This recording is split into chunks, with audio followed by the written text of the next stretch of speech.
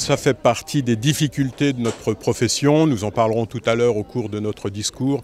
Nous avons un énorme problème au niveau transmission du patrimoine et ça fera partie d'ailleurs des sujets qu'on va aborder. Il y a eu une envolée des prix du foncier qui ne correspond plus à la rentabilité des entreprises et qui crée une distorsion, ce qui fait que plus personne ne se sent apte à franchir le pas, tellement le cours devient excessif. De toute façon, si rien n'est fait, on imagine que 50% des chefs d'exploitation auront disparu dans les 20 prochaines années.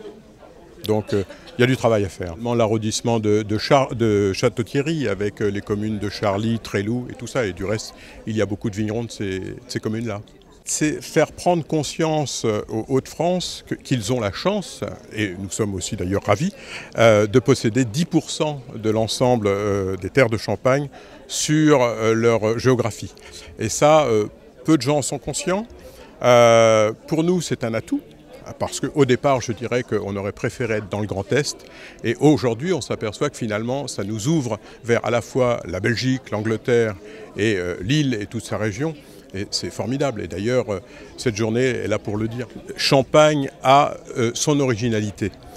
Par contre, ce qu'on peut dire, c'est que nous avons un très bon niveau puisque l'ensemble des vignerons des Hauts-de-France et de Champagne, bien sûr, ont présenté leur vin cette année au concours général de Paris et nous avons ramené un palmarès superbe.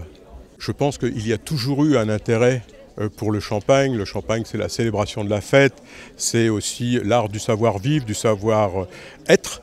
Et non, je pense qu'en fait le champagne est vrai pour tout le monde, qu'on soit au nord, au sud ou même à l'étranger.